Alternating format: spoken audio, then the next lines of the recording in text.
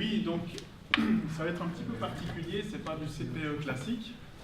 Et on va s'occuper vraiment d'optimisation là énergétique. Alors tout d'abord, je vais juste présenter la Fondation Énergie Fribourg, qui a été fondée par les membres que vous voyez là. Grosso modo, l'idée là, c'est d'accélérer les économies d'énergie dans les bâtiments publics du canton de Fribourg à l'origine. C'est pour ça que vous voyez l'État de Fribourg, que vous voyez l'hôpital cantonal fribourgeois, l'hôpital fribourgeois, qui est un acteur énergétique important, enfin, qui représente beaucoup de consommation dans le canton de Fribourg. C'est une fondation qui a été mise en place et basée sur la méthode Energo, avec le soutien de Suisse Énergie, et moi-même je viens de la société Groupe Clinoit, qui est une société fille de Groupe qui est un énergéticien en Suisse, présent historiquement sur 3 cantons, canton de Fribourg, beaucoup sur le canton de Neuchâtel et sur le canton de Vaud, mais actif dans le conseil dans toute la Suisse. Clinoit, on est actif dans le conseil, le financement et les projets de réalisation dans les domaines de l'efficience énergétique et des nouvelles énergies renouvelables. Et je vais vous présenter un petit peu cette méthode d'optimisation énergétique financée par le partage des économies et les premiers résultats qu'on a obtenus sur l'hôpital cantonal de Fribourg. Là, je vais sur le... voilà.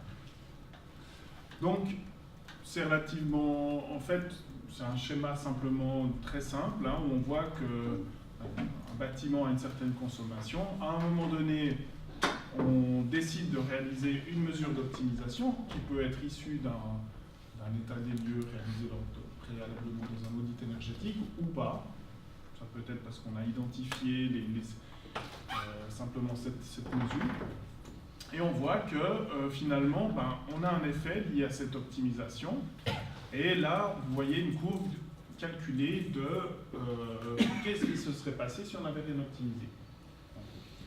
On peut avoir ponctuellement des économies liées à un investissement, donc plus une optimisation, vraiment on remplace une ventilation ou un chauffage et on a tout d'un coup, au moment de cet investissement, une économie qui est faite, pas liée à une optimisation.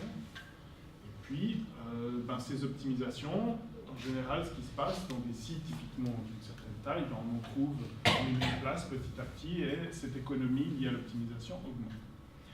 Là je vais rejoindre un tout petit peu ce qui a été dit par mon prédécesseur. Qu'est-ce qu'on va considérer comme optimisation là-dedans? C'est évidemment, c'est tout ce qui est du pur réglage, on tourne des boutons pour faire ça, qui coûte pas très cher si c'est fait par les services internes, qui coûte quand même un petit peu quelque chose si on fait venir une entreprise pour le faire. Mais finalement, en gros, ce qu'on va définir, c'est toutes les mesures, toutes les actions qui sont supportées par le budget d'exploitation du site. Avec un payback inférieur à 2 ans, donc là je rejoins un tout petit peu l'expérience précédente, et puis donc en fait essentiellement le réglage et les faibles investissements.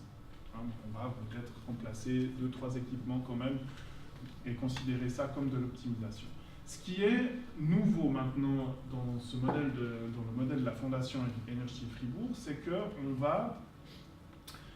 va financer finalement ce travail d'optimisation parce que c'est des heures et des jours de travail dans un hôpital cantonal. Je vous montrerai une mesure après illustrative à la fin. C'est quand même beaucoup de travail. Et vous avez finalement 2 moyens de le financer. Vous payez ces heures, vous donnez un mandat à une entreprise qui va venir sur place faire ces optimisations, ou vous ne donnez pas grand-chose à cette entreprise, mais vous la rémunérez en fonction des résultats. Et c'est ce qui a été proposé là. Donc finalement, le client, qui est l'hôpital fribourgeois, touche 60% des économies par optimisation. L'ingénieur responsable, ou la société qui mandate l'ingénieur responsable de l'optimisation, 30%, et la fondation qui fait fonctionner tout le système, 10%. Voilà. Donc en fin de compte, il y a un montant relativement faible, annuel, qui est payé à la fondation pour mettre à disposition le système de monitoring, qui n'est rien d'autre que Energo Tools, le système d'Energo. Ce montant paye aussi, je vais passer à la slide suivante, donc là vous avez un petit peu le schéma de ce qui va être proposé. Donc le site adhère au système, on lui met en place l'outil de suivi de la consommation. C'est compris dont la cotisation annuelle qui paye, qui est faible, mais qui finance ceci, et une visite annuelle pour voir que tout fonctionne bien au niveau du monitoring.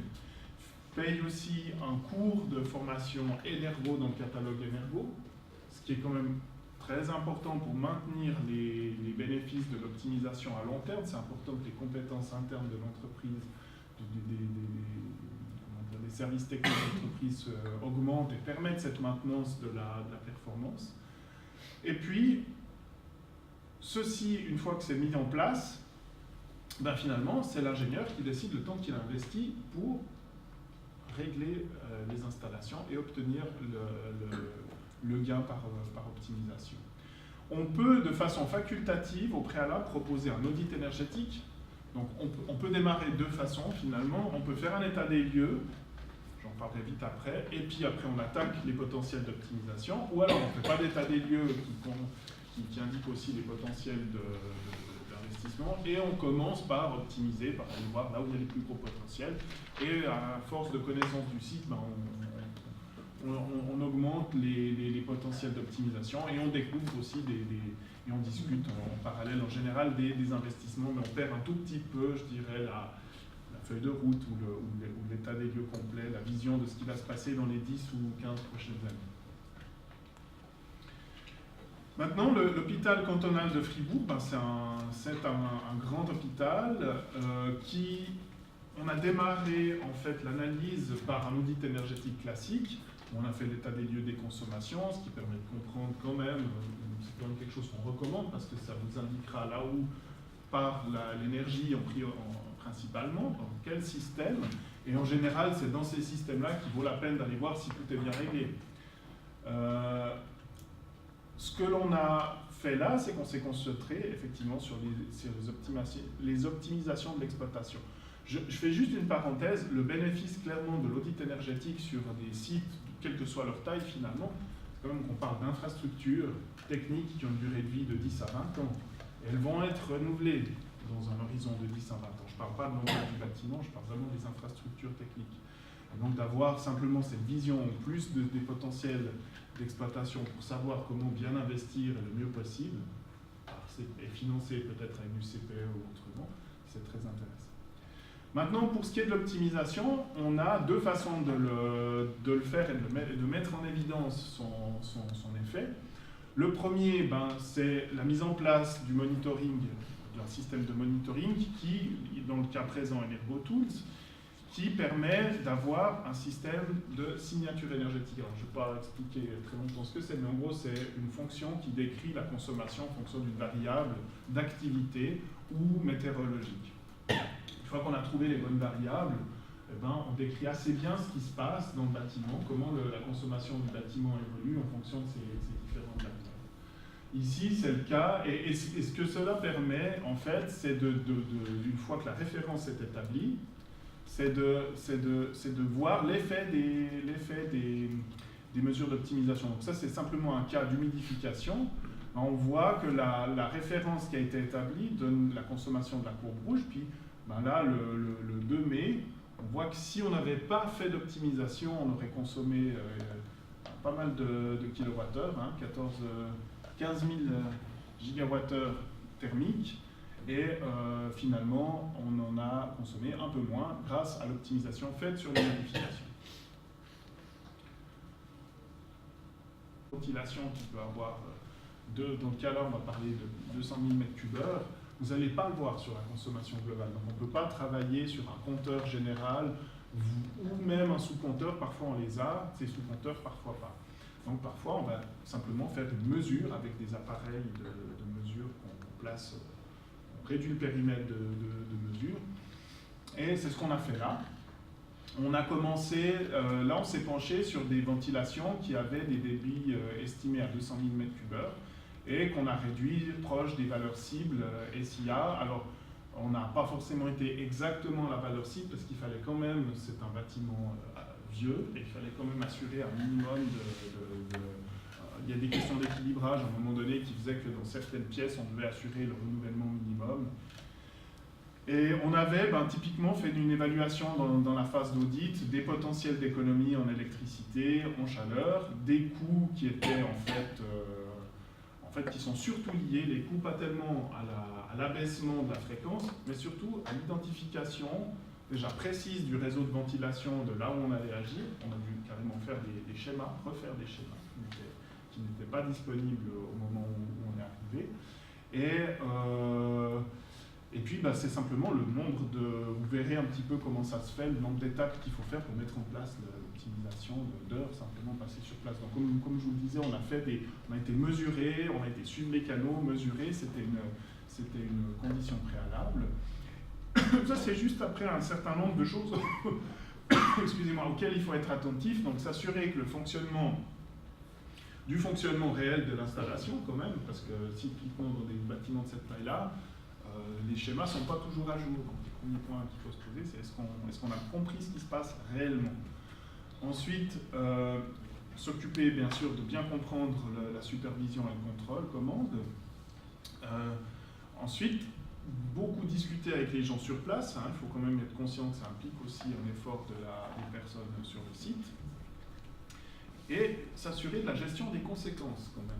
Parce que si on tourne le bouton et qu'on baisse la ventilation ou le chauffage, il peut y avoir beaucoup de téléphones tout d'un coup. Et il faut s'assurer de qui répondra au téléphone et donnera les explications. C'est tout bête, mais il faut l'intégrer aussi. Donc la gestion des plaintes, bêtement, et puis voilà. Et ça donne le genre de résultat avec quelques petits commentaires par rapport à ça. Donc on avait la consommation initiale d'un des ventilateurs de ce réseau de ventilation. On l'a baissé, on l'a rebaissé un peu trop. Donc il y avait des zones avec débit insuffisant, on a remonté un tout petit peu, il y a eu des entretiens, on le voit clairement, puis finalement on s'est rendu vers une économie de l'ordre de 45%. On a juste un autre exemple sur un autre ventilateur où là on s'est rendu compte qu'on par palier, on voit légèrement, on a pu baisser, mais un tout petit peu moins, on ne veut que 15% pour de nouveau essentiellement des questions de réglage. Après c'est clair, on peut aussi, c'est d'ailleurs l'étape qui est en train de se faire, là on l'a fait sur un système qui n'a pas d'organes de réglage, on peut après faire un deuxième investissement dans les organes de réglage commandés, d'équilibrage, et puis c'est exactement ce qu'on est en train de faire, et de mettre des variateurs de fréquence sur les différents moteurs pour augmenter l'économie. Mais là on ne parle plus vraiment d'une optimisation, on parle d'un investissement. La première étape, vous voyez que en fait, on peut faire déjà peu, juste pratiquement en tournant des boutons. Après, ce qu'on voit ici, je trouvais ça intéressant, c'est qu'il y a eu il faut suivre, quoi. Là, il y a eu une intervention de maintenance, si j'ai bonne mémoire, et puis les débits ont été remontés, puis personne ne les avait redescendus. Mais heureusement qu'on avait le monitoring, on l'a vu, ça a fait une petite alarme, et puis on l'a remis en place. Donc il ne faut pas négliger la maintenance le suivi de la performance. C'est pas l'optimisation, c'est pas quelque chose, d'ailleurs, ce genre de modèle-là de financement, on le propose sur 5 ans minimum pour maintenir la performance qu'on aura ajustée. Voilà, donc au final, l'économie, ça a été 800 000 kWh par an, donc une très bonne première expérience avec l'hôpital cantonal. Et puis maintenant, on est en train de calculer la chaleur, c'est un tout petit peu plus complexe à estimer dans ce cadre-là, c'est en cours de comptabilisation. Et donc à retenir, on peut faire aussi du partage d'économie, parce que le modèle de financement, c'est quand même un peu ça, et juste en s'occupant de la maintenance, qui est de toute façon un point très important dans CTE. Et là, on ne s'occupe pratiquement que de ça.